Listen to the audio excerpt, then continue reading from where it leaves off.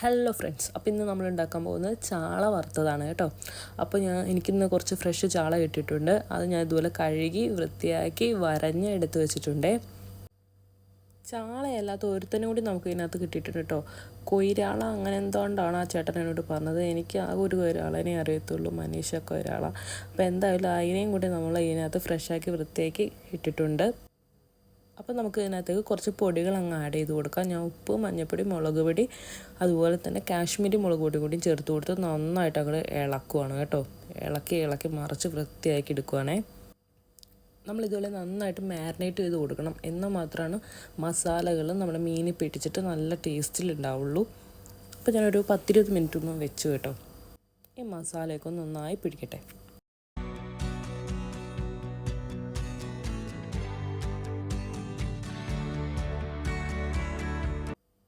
അപ്പോൾ മസാലയൊക്കെ നന്നായി പിടിച്ചിട്ടുണ്ട്. അപ്പം ഞാൻ ഗ്യാസ് അടുപ്പിലോട്ട് ഒരു പാൻ എടുത്ത് വെച്ചു.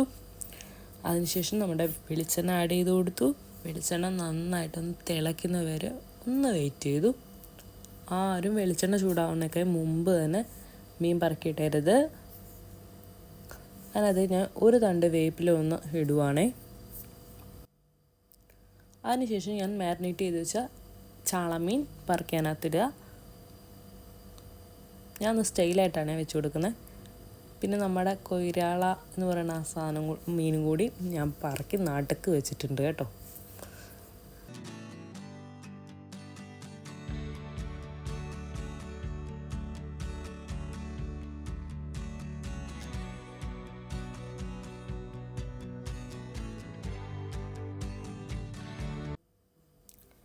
ഇതുപോലെ നല്ല സ്റ്റൈലെല്ലാം ഇടയ്ക്ക് എടുത്ത് വയ്ക്കുക.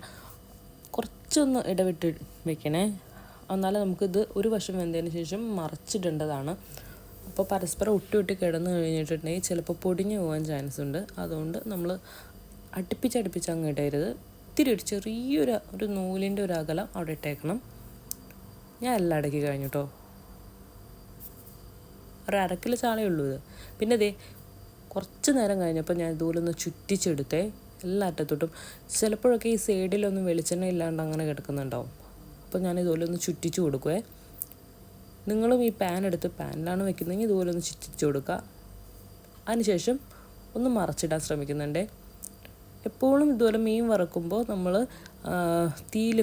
ഹൈ ഫ്ലെയിമിൽ തന്നെ വെച്ചിട്ട് മറിച്ചിടാൻ ശ്രമിക്കരുത്. നമ്മൾ ഒന്നെങ്കിൽ ഗ്യാസ് ഫ്ലെയിം കുറച്ചിട്ട് ഒന്ന് വെയിറ്റ് ചെയ്യുക, അതിനുശേഷം മറിച്ചിടുക. അതല്ലെങ്കിൽ ഗ്യാസിൽ അടപ്പിൽ നിന്ന് പുറത്തോട്ട് ഇറക്കി വെച്ചതിന് ശേഷം പതിയെ മറിച്ചിടുക. അല്ലെങ്കിൽ ഒന്നെങ്കിൽ പൊട്ടിത്തെറിക്കാൻ ചാൻസ് ഉണ്ട്. പൊട്ടിത്തെറിക്കാന്ന് വെച്ചാൽ നെയ്യൊക്കെ ഉള്ള ചാളയാണെങ്കിൽ അതിനകത്തുനിന്ന് എണ്ണ പൊട്ടിത്തെറിച്ച് നമ്മുടെ കൈക്കൊക്കെ ആവാൻ ചാൻസ് ഉണ്ട്. അപ്പം ഞാനിങ്ങനെയാണ് ചെയ്യുന്നത്.